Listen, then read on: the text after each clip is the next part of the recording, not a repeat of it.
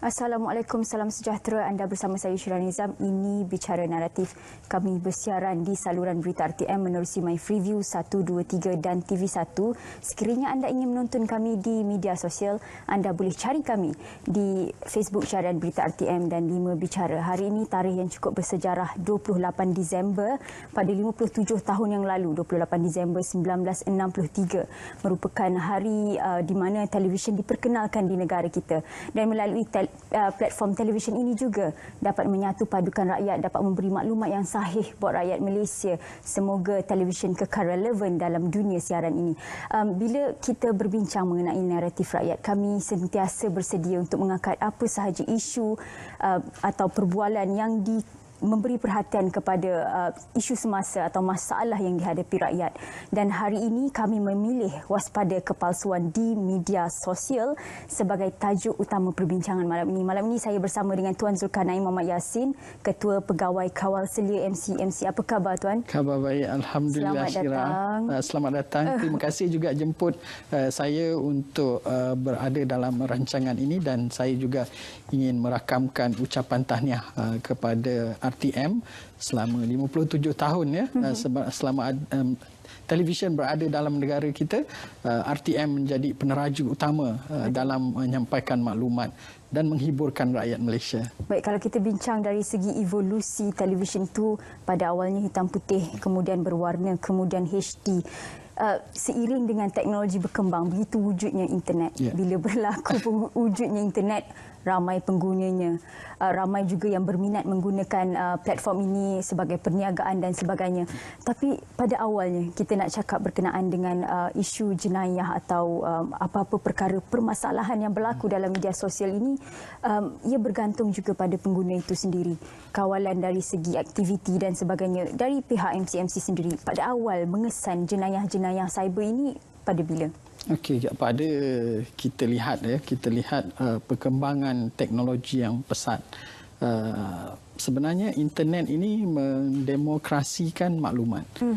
Sebagai contoh media penyiaran, di peringkat media penyiaran, kita lihat kumpulannya ataupun kawalannya sangat rapi dari aspek satu, pelaburan untuk mewujudkan siaran televisyen ataupun stesen televisyen. Yang kedua, untuk penyediaan kandungan. Dari segi satu, infrastruktur untuk membangunkan stesen televisyen sangat besar. Yang kedua, dari segi penghasilan kandungan itu, dia terkawal dari segi ada editornya, ada produsernya. Jadi dari situ kita lihat bahawa tapisan dari segi aspek kandungan itu banyak, ataupun kawalan-kawalan yang dikenakan dari segi penghasilan kandungan dan apa yang boleh dan tidak boleh disiarkan. Berbeza dengan internet. Apa yang saya maksudkan apabila internet ini mendemokrasikan maklumat adalah sesiapa sahaja boleh jadi producer, sesiapa sahaja boleh membuat channel TV mereka sendiri. Apa yang kita lihat sekarang ni banyak berlaku di YouTube. Dan juga sesiapa juga boleh menghasilkan kandungan. Jadi apabila ini berlaku, peluang-peluang internet yang pada asasnya bertujuan untuk kita berkomunikasi telah menjadi sesuatu revolusi media yang kita panggil bergabung. Komunikasi dan penyiaran bergabung dalam satu platform internet. Dan di situlah kita lihat apabila kita bercakap tentang demokrasi, mendemokrasikan maklumat itu adalah untuk memasuki internet ini sebukannya sesuatu yang susah. Ia mudah dan murah. Jadi dari segi kalau kita bercakap tentang wartawan, wartawan ada etika kewartawanan. Tetapi di internet, di social media, sesiapa juga boleh jadi wartawan tanpa mengira ataupun mematuhi apa-apa etika dan sebagainya.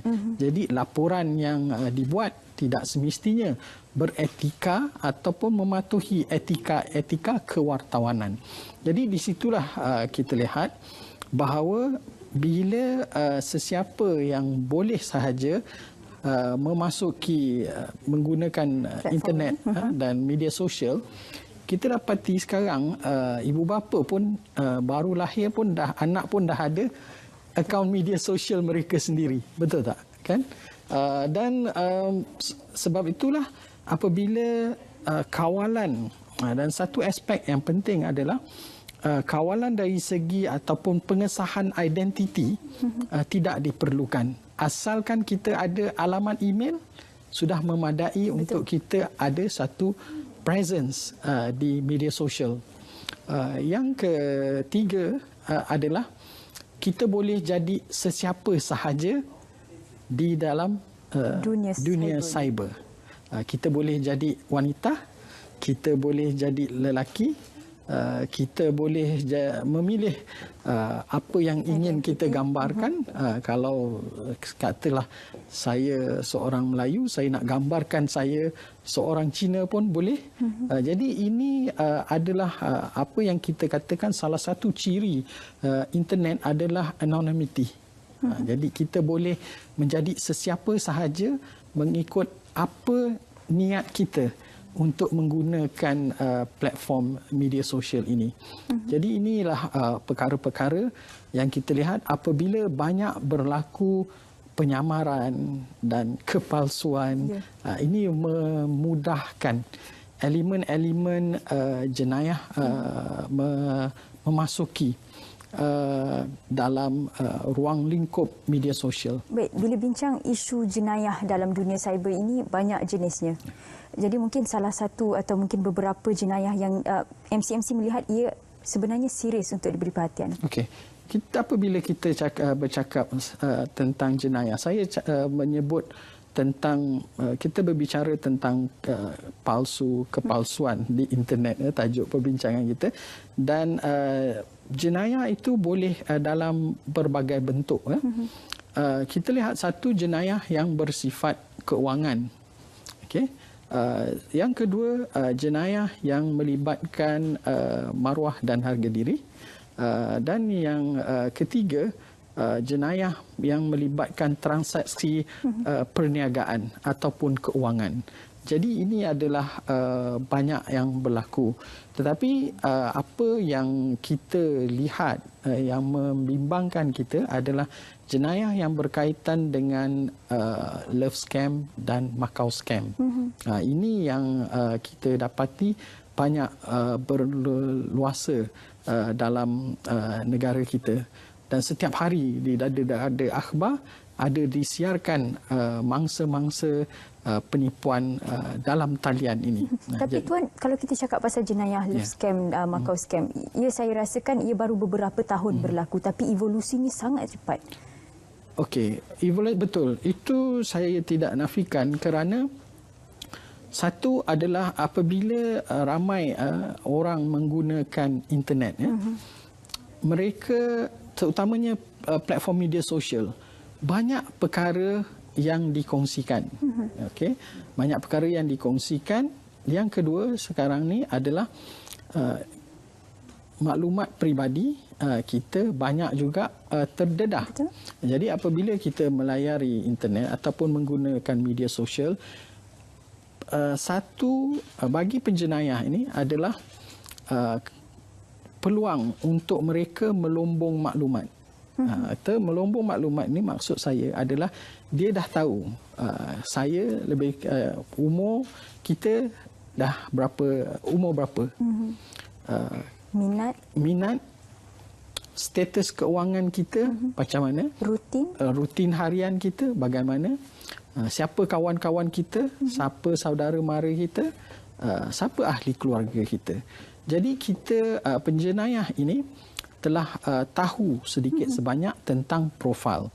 Dan apabila kita bercakap tentang profil individu kita yang kita dedahkan apabila umur, secara umumnya kita tahu apabila kita telah mencapai umur 55 tahun ataupun 60 tahun, di situ dikedudukannya dalam kebanyakan keadaan mereka yang bekerja telah ada cukup simpanan.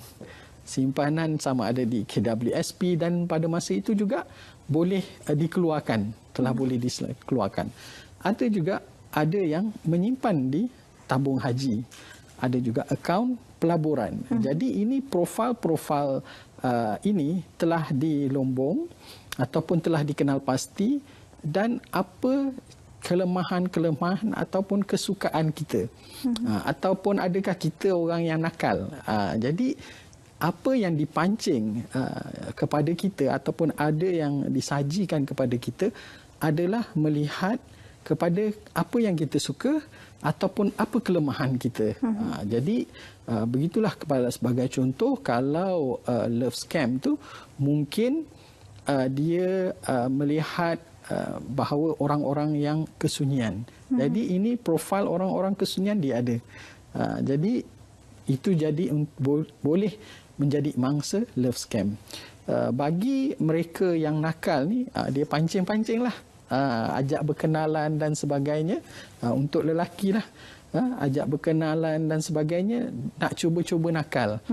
Tapi akhirnya terperangkap dengan ugutan akan mendedahkan kelakuan tidak sopan mereka yang telah mereka buat untuk didedahkan kepada ahli keluarga dan rakan-rakan. Jadi ini yang menimbulkan ataupun membuatkan ramai orang menjadi mangsa. Betul. Kalau ikut kepada modus operandinya, menggunakan ugutan dan sebagainya. Ada juga mereka yang menggunakan nama-nama seperti mungkin nama sesetengah organisasi atau sesetengah pihak bagi menguatkan yang mereka adalah nama seperti yang dinyatakan, mungkin dari pihak mahkamah dan sebagainya. Mungkin MC boleh jelaskan modus ini. Itu yang kita katakan dalam banyak keadaan, ya. Dalam banyak keadaan dia melibatkan mereka yang terpengaruh dengan duit dah banyak, nampak skim pelaburan. Jadi dia akan gunakan nama-nama besar seperti ahli perniagaan Tan Sri Vincent Tan ataupun pengasas AirAsia ataupun mereka-mereka yang telah mencapai tahap kejayaan keuangan yang tinggi. Jadi mereka akan mengatakan bahawa saya ada rahsia pelaburan orang-orang yang berjaya ni. Jadi labur bersama saya. Jadi itu yang dia memetik nama menggunakan kredibiliti tokoh-tokoh tertentu untuk menarik orang supaya menyertai sama ada skim pelaburan ataupun apa-apa bentuk penipuan keuangan yang mereka jalankan. Termasuklah pelaburan dalam Bitcoin. Sebenarnya mungkin individu tersebut tidak pun terlibat dalam perniagaan Bitcoin, tetapi mereka dikatakan terlibat dalam Bitcoin dan pelaburan inilah yang menyebabkan mereka bertambah-tambah kekayaan mereka. Jadi pengaruh-pengaruh ini mereka petik nama individu-individu yang berjaya ini supaya orang yakin dengan pelaburan ataupun apa-apa juga tawaran pelaburan yang mereka sajikan kepada pengguna.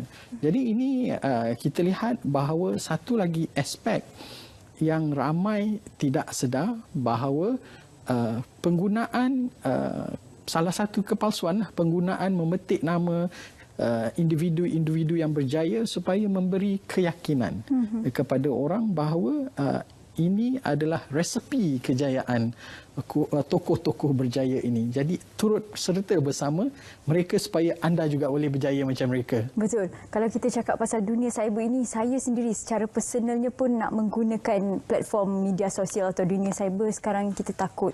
Sebab mungkin dari segi ugutan-ugutan atau menggunakan identiti-identiti yang meyakinkan mereka adalah dari pihak berkuasa dan sebagainya. Ini merupakan satu ugutan atau mungkin anda sebagai pengguna perlu sentiasa berwaspada untuk mengenal pasti akaun-akaun palsu. Nanti kita akan kongsikan bagaimana anda sebagai pengguna boleh mengenal pasti akaun-akaun palsu atau mengelak daripada berlakunya jenayah cyber ini. Terima kasih kerana terus kekal setia bersama saya di Bicara Naratif. Tadi kita mengangkat dari segi bagaimana evolusinya jenayah cyber ini. Kalau kita patah balik pada 20 tahun yang lalu, itulah di mana internet dibangunkan. Tetapi kini pembangunan ini dimanipulasikan atau diambil kesempatan dari pihak-pihak yang tidak bertanggungjawab menggunakan platform ini sebagai platform jenayah atau mengaut keuntungan dari kelemahan-kelemahan sesuatu platform. Tadi Tuan ada terangkan berkaitan dengan banyak jenis jenayah berlaku dari segi jenayah cyber. Tetapi kita sebagai pengguna sendiri nak mengenal pasti akaun-akaun palsu atau penipuan-penipuan ini kurang. Mungkin dari segi pengetahuan yang kurang atau mungkin maklumat dari MC-MC yang perlu disampaikan kepada pengguna internet. Okey, apabila kita bercakap tentang bagaimana apakah ciri-ciri sesuatu akaun palsu itu, kita yang paling penting adalah dua perkara ya. Perkara pertama adalah kita lihat sejarah akaun itu ataupun profil akaun itu sendiri. Sama ada akaun itu dia telah lama berada di social media atau dia baru sahaja wujud. Ya? Itu perkara yang pertama. Yang kedua, dari segi profilnya adalah kita lihat sama ada profil yang dinyatakan, sama ada gambar atau deskripsi profil tersebut, status dan sebagainya, ada tak ciri-ciri yang meragukan. Meragukan di sini sebagai contoh, dia seorang pencinta alam, tetapi profil ataupun cerita kandungan yang dikeluarkan tak ada pun aktiviti yang menunjukkan dia terlibat dalam perkara-perkara yang menunjukkan cinta kepada alam. Jadi mungkin dia menghasilkan kandungan-kandungan dia tak ada langsung berkaitan dengan alam sekitar. Dia cerita mungkin cerita pelaburan ataupun cerita-cerita yang tidak berkaitan langsung dengan apa profil mereka itu sendiri. Yang kedua adalah dari aspek kandungan. Kandungan ni kita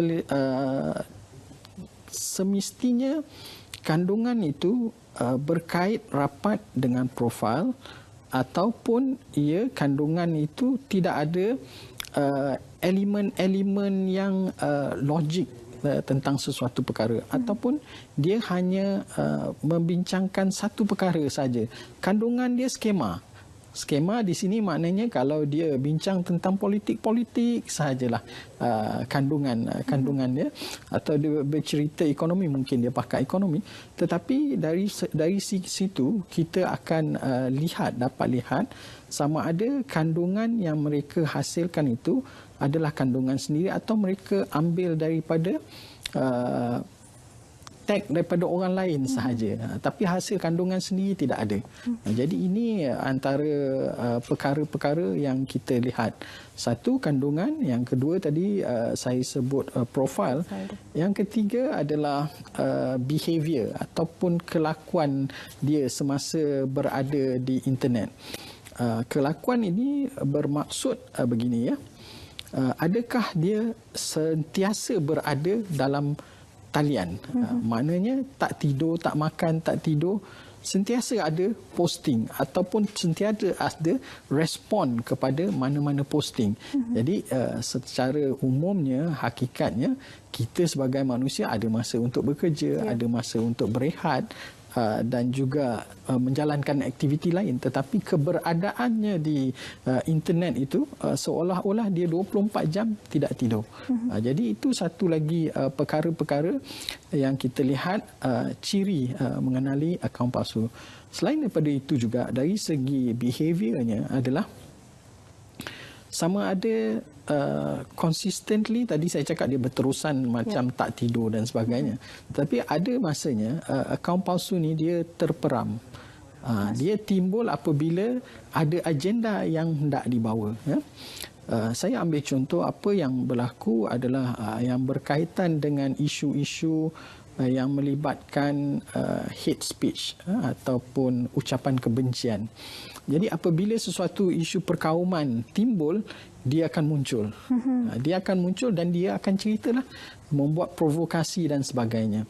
Dan ada kalanya mereka ini buka akaun satu dan mereka akan hit and run. Hit and run ni maksud saya adalah mereka bangkitkan isu-isu yang panas, sama ada penghinaan kepada agama ataupun penghinaan kepada perkauman dan sebagainya. Mereka keluarkan satu posting, lepas tu mereka tutup akaun dan senyap. Diam selepas kekacauan. Jadi bagi mereka ataupun kita yang masyarakat biasa, apabila diprovokasi, mereka akan menjawab. Jadi di situlah timbul polemik ataupun marah dan sebagainya. Ada yang bersifat ugutan dan diviralkan. Jadi ini perkara-perkara yang kita lihat. Satu lagi aspek, sama ada akaun tu dia timbul ataupun tenggelam. Timbul tenggelam. Dia ada isu baru dia muncul. Tapi kalau kita biasa, pengguna yang biasa, kita akan sentiasa keberadaan kita mungkin 2 jam, 3 jam atau 4 jam, ataupun dalam seminggu mungkin 4-5 hari. Ada yang hari yang kita tak sentuh langsung kita punya akaun. Jadi ini adalah perkara-perkara yang boleh memberi trigger point kepada kita supaya kita lebih berhati-hati dengan akaun-akaun, pemilik akaun yang sebegini.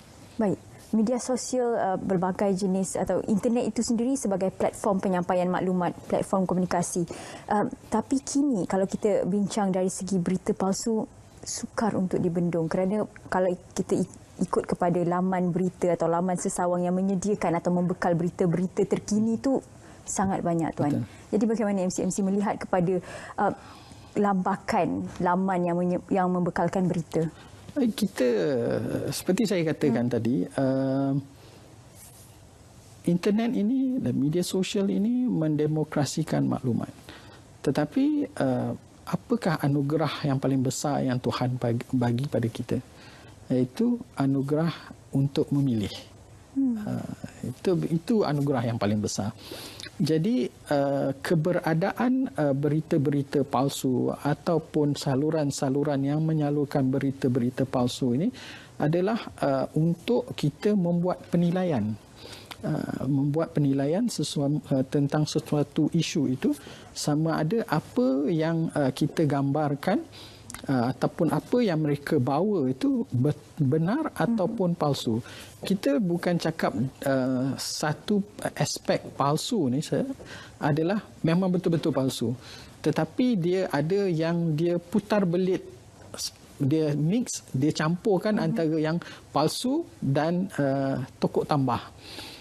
Ada juga apa yang kita panggil malicious disinformation. Maknanya dia memang niat jahat untuk menyebarkan berita palsu. Jadi dalam perkara inilah apabila kita bercakap tentang kepalsuan di internet ni, dia ada banyak niat untuk sama ada untuk membuat kacau bilau ataupun menyelewengkan orang, dan juga sama ada dia memang innocently, dia tak mungkin tidak berkemahiran atau kurang pengetahuan, dia cuma kongsi saja apa yang kita dapat. Jadi kalau kita lihat daripada pengamatan kami, kita telah ada portal sebenarnya .my untuk menangani berita-berita palsu ni, dan kita lihat bahawa 38.6% daripada kandungan yang kami terima adalah berkaitan berita-berita palsu yang berkaitan dengan tabir urus kerajaan. Okey, 38.6%. Jenayah 14.3%. Okay. Kepenggunaan 13.6%, kesihatan 13.7% dan juga keselamatan 0.8%. Jadi apa yang atas sekali? Yang atas sekali adalah takbir urus. Yang kedua adalah jenayah. Yang ketiga adalah kepenggunaan. Jadi apa yang ingin saya nyatakan di sini adalah bila bercakap tentang akaun palsu, berita palsu ini, ia melibatkan bahawa keyakinan kita kepada institusi. Institusi sama ada institusi kerajaan ataupun agensi-agensi penguatkuasa dan sebagainya. Jadi apabila terhakisnya sesuatu kepercayaan itu, di sinilah timbul keadaan di mana rasa curiga antara kerajaan dan rakyat itu timbul dan mengakibatkan kecelaruan pemikiran rakyat tentang sesuatu perkara. Tetapi selain daripada itu satu aspek dari segi perjalanan urus tadbir negara. Dalam aspek yang kedua adalah kerajaan pada masa ini banyak memberikan bantuan sara hidup, bantuan prihatin nasional dan sebagainya. Begitu juga baru dilancarkan skim iSINA untuk KWSP. Jadi ada akaun-akaun palsu yang memetik inisiatif-inisiatif kerajaan ini bagi tujuan penipuan.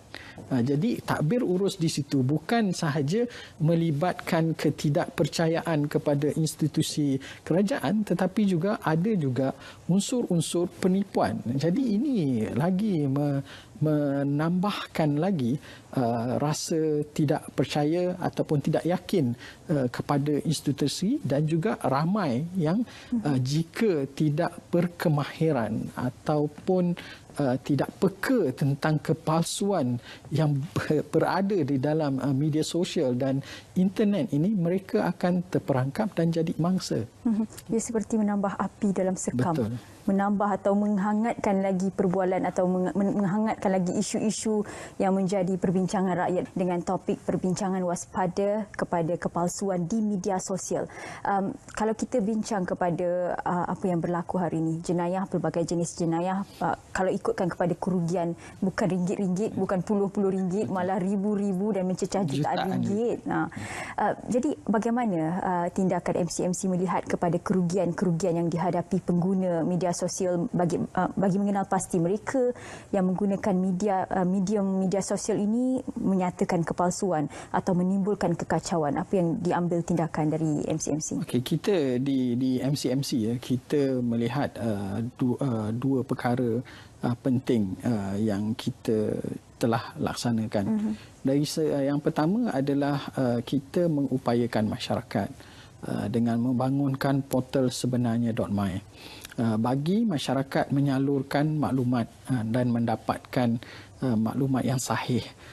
Dalam portal sebenarnya.my juga, selain daripada berita palsu, kita juga ada ruang untuk menyalurkan kepada MCMC untuk tujuan pengesahan. Yang kedua, kita juga memperkatakan tentang kewaspadaan, tentang modus operandi skim penipuan ataupun apakah bentuk-bentuk penipuan yang ada berada dalam talian. Jadi kewaspadaan itu sentiasa kita war-warkan.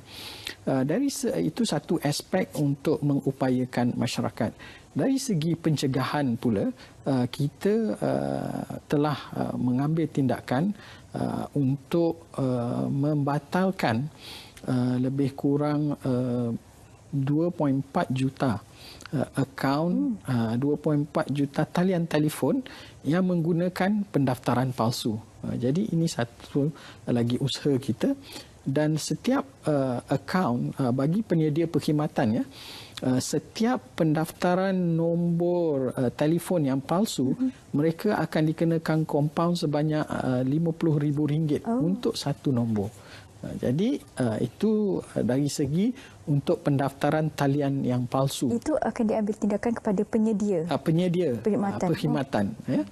Dan selain daripada itu, kita juga di peringkat rangkaian, ya, kita tahu sedia maklum bahawa ramai rakyat kita menerima panggilan-panggilan daripada penjenayah cyber ni untuk melakukan jenayah makau, scam dan sebagainya. Di peringkat rangkaian syarikat telekomunikasi, kita telah bekerjasama dan telah menyekat panggilan masuk ke dalam negara kita sebanyak lebih kurang 1.4 juta panggilan.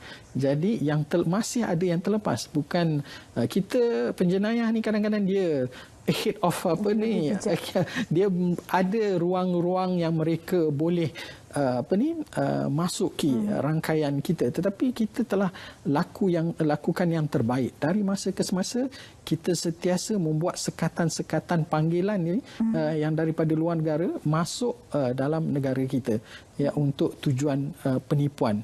Jadi ini juga bentuk pencegahan yang kita katakan bahawa telah kita lakukan. Tetapi akhirnya ada juga panggilan yang terlepas dan kita dapati memang ada mangsa. Apa yang boleh ataupun tindakan yang kita ambil adalah untuk pertama menyekat akaun-akaun palsu. Ya. Itu yang pertama. Yang kedua adalah kita bekerjasama dengan pihak PDRM untuk menjalankan aktiviti-aktiviti mengenal pasti individu-individu yang melakukan jenayah. Jadi dalam aspek ini kita lihat bahawa keberadaan akaun palsu itu memang sesuatu yang sukar untuk kita bendung.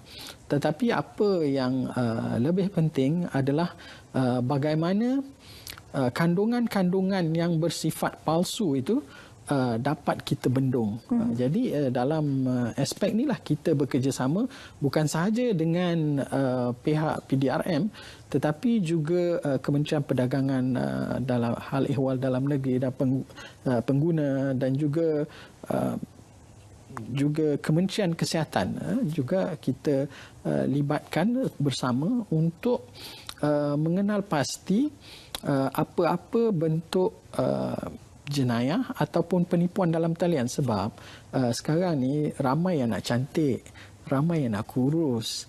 Jadi adalah ubat-ubat yang tidak didaftarkan dijual berleluasa di Insta lah, di FB lah dan platform social media yang lain. Jadi ini juga satu bentuk kepalsuan yang mungkin masyarakat tak lihat itu, tetapi di peringkat agensi penguatkuasa bagi melindungi pengguna dan rakyat, kita sentiasa prihatin. Jadi apa yang saya maksudkan di sini adalah jenayah cyber tidak hanya melibatkan aspek-aspek keuangan sahaja, tetapi juga aspek-aspek kemudaratan kesihatan kepada masyarakat. Itu juga kami prihatin dan ambil tanggungjawab bersama agensi-agensi atau kementerian yang berkaitan untuk memastikan bahawa apa juga bentuk kepalsuan yang disajikan kepada masyarakat dapat ditangani secara bersama. Baik, kalau kita bercakap bagaimana mengawal kumpulan atau mungkin mereka-mereka yang melakukan jenayah melalui platform-platform media sosial, perlu kerjasama MCMC juga dengan pada mereka penyedia perkhidmatan seperti Facebook, Instagram. Jadi bagaimana MCMC melihat kepada hubungan ini dan bagaimana mencapai kepada satu persetujuan untuk kita meningkatkan dari segi kelemahannya dan sebagainya. Kita memang ini satu saya ingin juga mengatakan bahawa di peringkat penyedia platform seperti Facebook dan Instagram dan sebagainya, termasuk juga WhatsApp, kita sentiasa adakan perbincangan dengan mereka untuk memastikan bahawa jika ada akaun palsu, kita akan salurkan kepada mereka dan mereka akan tutup akaun tersebut. Satu lagi perkara yang mungkin ramai tidak sedar bahawa cabaran semasa kita adalah walaupun nombor telefon itu tidak beroperasi lagi, tetapi jika masih didaftarkan dengan WhatsApp, WhatsApp itu masih boleh berhubung dengan menggunakan nombor tersebut.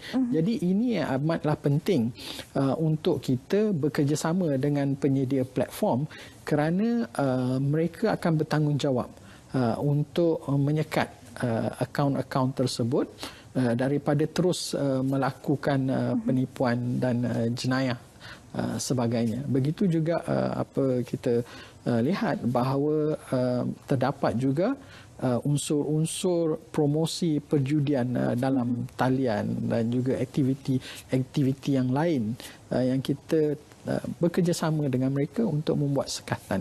Baik, pembangunan dalam media sosial ini bergerak mengikut keadaan semasa. Pada tahun 2020, kita lihat pada awal pandemik ini pelbagai maklumat yang tidak sahih berleluasa dan panik berlaku. Kalau mungkin Tuan boleh kongsikan sikit apa sebenarnya tindakan MCMC dari awal pandemik sehingga hari ini untuk mengekang mereka yang menyebarkan berita palsu.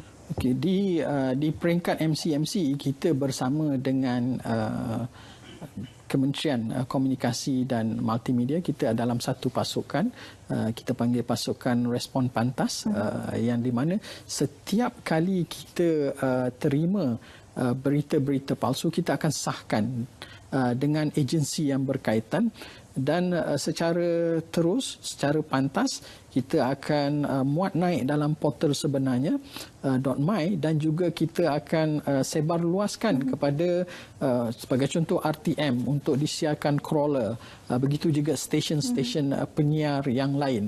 Jadi kita secara aktif di pasukan respon pantas ini untuk menangani perkara-perkara ataupun berita-berita yang palsu ini. Jadi yang paling penting adalah kita boleh bertindak pantas, tetapi masih ada saya katakan bahawa rakyat mesti perlu berhati-hati, kerana terdapat juga akaun-akaun yang menyamar sebagai Majlis Keselamatan Negara ataupun CPRC ataupun Kementerian Kesihatan. Masih ada yang menggunakan logo ataupun kandungan-kandungan yang dipetik daripada yang dilihat seolah-olah akaun asli Majlis Keselamatan Negara atau Kementerian Kesihatan. Jadi ini lagi satu perkara yang kita rasakan penting untuk rakyat sedar, dapatkan maklumat yang sahih. Jadi mungkin kita apa yang kita bimbangkan adalah kita sebagai pengguna, kita hanya tahu menggunakan social media ini untuk berkomunikasi, mendapat hiburan ataupun berkongsi pengalaman.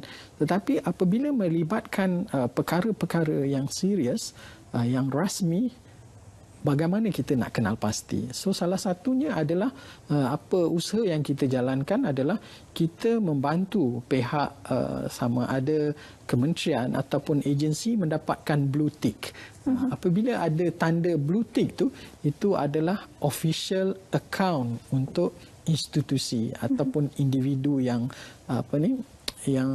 mungkin berpengaruh, ataupun artis juga ada yang dapatkan blue tick sebab ada juga yang menyamar sebagai artis kan. Jadi ini yang kita lihat bahawa kita kena peka. Perkara-perkara ini nampak kecil, tetapi ia amat bermakna untuk melindungi diri kita daripada jadi mangsa penipuan, satu. Yang kedua, jadi mangsa yang menyebarkan berita palsu, sebab kita ambil petik daripada sumber yang tidak betul, ataupun sumber yang palsu yang kita petik, bukan sumber rasmi yang kita petik. Ia berbalik kepada perkongsian anda di media sosial. Kalau anda sendiri bebas berkongsikan maklumat peribadi anda, minat anda, rutin anda, itu mungkin menjadi asbab kepada berlakunya jenayah cyber ini. Banyak lagi kita akan kupaskan berbaki beberapa minit. Bicara Naratif akan memberi maklumat yang sahih di kaca TV anda. Terima kasih kerana terus setia bersama kami di Bicara Naratif, mengupas waspada kepalsuan di media sosial. sosial. Kalau kita berbalik kepada kelemahan individu dan sebagainya, dari kelemahan mereka penyedia platform itu sendiri, kalau kita lihat kepada mereka yang mendaftar akaun dan sebagainya, ada kebebasan untuk meletakkan identiti siapa ingin kita letakkan. Mungkin daripada situ kurangnya atau sukar MCMC untuk mengenal pasti akaun palsu atau laman sesawang yang palsu. Mungkin MCMC boleh jelaskan peruntukan akta atau sebagainya yang mungkin dilihat masih lemah di negara kita. Saya tidak mengatakan bahawa kita akui bahawa apabila kita bercakap tentang teknologi dan juga undang-undang, pergerakan dia tidak selari. Tidak selari di sini ada bentuk-bentuk ancaman baru yang kita tidak lihat sebelum ini. Apa yang ancaman baru sebagai contoh banyak diperkatakan adalah bully cyber. Bully cyber tak pernah dulu tak ada bully cyber pun, bully sebegitu sahaja, tetapi impaknya sangat besar. Sehingga ada yang menjadi mangsa bully cyber ni membunuh diri. Jadi tekanan mental yang tinggi hasil daripada bully cyber. Tetapi secara umumnya kita tidak ada undang-undang khusus berkaitan dengan bully cyber ini. Jadi undang-undang itu tidak semestinya mendahului ataupun dapat bergerak selari dengan perundangan. Namun begitu, ramai yang tidak sedar bahawa ataupun mungkin mempunyai anggapan yang salah bahawa apa-apa yang mereka buat di internet ini tidak ada kesan perundangan terhadap mereka. Hanya sebab mereka mengatakan bahawa saya boleh jadi sesiapa saja, polis tak akan dapat, MCMC tak akan dapat kesan saya. Jadi saya tak ada masalah. Tapi sebenarnya hakikatnya adalah apa-apa kesalahan yang ada perundangan berkaitan dengan satu kesalahan jenayah di alam nyata ini adalah juga satu kesalahan di alam maya. Jadi ini kita perlu lihat sesuatu yang penting. Fahami bahawa apa yang kita buat di dalam talian bukan bebas daripada cengkaman ataupun kebertanggungjawaban undang-undang. Undang-undang sedia ada, masih terpakai. Jika kita menyebarkan fahaman-fahaman ekstremisme, Daesh dan sebagainya, kita perundangan berkaitan dengan terorisme sama ada di bawah kanun keseksaan ataupun Prevention of Terrorism Act, POTA, masih terpakai. Walaupun kita menyebarkan ideologi berkaitan dengan keganasan ini, begitu juga sekiranya kita berniaga dalam talian menjual kosmetik yang tidak ada kelulusan daripada bahagian farmasi KKM, itu juga adalah satu kesalahan dan boleh diambil tindakan. Cumanya mungkin kita terlepas kerana tak ada orang mengadu. Jadi tapi apabila ada sesuatu aduan yang dibuat, maka tindakan penguatkuasaan akan dilaksanakan oleh pihak MCMC ataupun pihak polis ataupun agensi-agensi penguatkuasaan yang lain. Jadi di sini adalah kita apabila kita melayari internet, yang pertama adalah kita kena ingat supaya lindungi diri kita sendiri daripada menjadi mangsa penipuan dan juga daripada menjadi mangsa alat-alat provokasi daripada mereka yang berniat jahat, sama ada untuk menimbulkan ketidakpercayaan kita. Ini juga bergantung kepada apa yang dikongsikan di media sosial. Yang paling utama berkaitan bila kita bercakap dengan media sosial ni, apa yang penting adalah kandungan. Jadi kandungan itu boleh macam-macam lah. Mungkin ada yang kita lihat kita ingin lawak jenaka, tapi lawak jenaka itu mungkin menyakitkan hati orang lain. Jadi jika orang itu terasa atau kita ingat ini satu lawak jenaka, tetapi orang melihat itu sebagai ucapan kebencian, Jadi ini aspek bila kita bercakap tentang kandungan dia, perspektif dia lain. Penerimaan masyarakat secara keseluruhannya tidak sama. Mungkin begitu juga kalau kita bercakap mengagung-agungkan keganasan. Kita mungkin melawak sahaja kita rasa. Tetapi ada orang yang melihat ini satu bentuk ancaman. Kita ni sebagai satu ancaman. Jadi ini perkara-perkara yang kita lihat bahawa ada risiko perundangan di situ. Yang pertama, lindungi diri kita daripada menjadi mangsa penipuan. Dan yang kedua, elak diri kita daripada diangkut oleh penguatkuasa. Itu penting. Baik, kalau kita jelaskan, selain daripada tindakan MCMC sendiri mengekang masalah jenayah cyber ini, individu sebagai pengguna internet juga berpeluang untuk berkongsi maklumat kepada MCMC apa yang palsu, apa yang sahih. Mungkin MCMC ada jelaskan di mana platform yang boleh mereka kongsikan atau bertanya pendapat. Okay. Platform yang terbaik adalah pergi portal sebenarnya.my. Di situlah kita ada salurkan kepada kami untuk masyarakat menyalur tentang untuk semak. Yang kedua adalah untuk bagi tip off kepada kami. Tip off kepada kami adalah supaya kita mengambil peranan dan tanggungjawab bersama untuk, saya rasa ini scam. Boleh tak MCMC tolong siasat atau tengok betul ataupun tak. Jadi kita telah memainkan peranan kita untuk melindungi masyarakat secara keseluruhan. Jadi bila bercakap tentang social media ni, syaratnya dia seperti kelompok masyarakat. Social media adalah apa yang kita di-enforcekan ataupun dikuatkuasakan oleh komuniti. Jika komuniti mengambil tanggungjawab, kalau dulu kita di kampung, penghulu dan sebagainya, mereka akan jaga komuniti mereka. Jadi mana-mana tingkah laku yang tidak bersesuaian, orang tu mungkin akan disisihkan ataupun dikeluarkan daripada komuniti tersebut kerana tidak sesuai dengan norma-norma masyarakat. Jadi apabila kita bercakap tentang norma-norma masyarakat, kita sebagai ahli masyarakat harus memainkan peranan yang sama.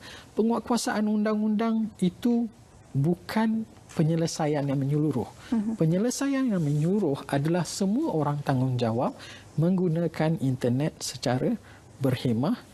Dan yang pertama dan yang kedua adalah banyak sebenarnya yang kita ingin lakukan supaya masyarakat ini memajukan diri mereka untuk satu menggunakan internet sebagai platform digital ekonomi digital. Di situ peluang yang amat banyak. Yang kedua adalah lambatkan ilmu di situ. Itu apa yang ini memudahkan kita untuk lifelong learning. Tetapi apa yang kita buat, berapa banyak perkara-perkara sebarkan kebaikan, memajukan diri kita, menambahkan ilmu kita, tak ramai. Ataupun kita tidak ke arah itu. Jadi kita harus, apabila kerajaan menyediakan infrastruktur komunikasi dan memberikan insentif untuk masyarakat terlibat sama dalam ekonomi digital, peluang harus diambil. Kenapa kita masih menggunakan social media untuk melaga-lagakan orang, menghina orang ataupun memperkatakan buruk tentang orang lain. Kenapa perkara-perkara negatif ini yang masih mengungkung minda kita? Kita harus bebaskan supaya internet ini adalah untuk kebaikan. Jadi kita harus ambil peluang yang disediakan. Masa mencemburui kita. Banyak lagi sebenarnya yang saya nak soalkan sebab saya sendiri pengguna internet. Setiap hari maklumat atau apa-apa info yang kita inginkan, kita akan sentiasa cari di laman internet. Terima kasih sekali lagi kita ucapkan kepada Tuan Zulkarnain Muhammad Yassin, Ketua Pegawai Kawal Selia MCMC, perkongsian yang menarik. 1 jam tak cukup, Tuan. Apa yang boleh kita kongsikan di sini, ia berbalik kepada diri anda sendiri sebagai pengguna media sosial. Kita perlu menjadi pengguna yang bijak. Saya tinggalkan anda dengan selamat malam. Assalamualaikum.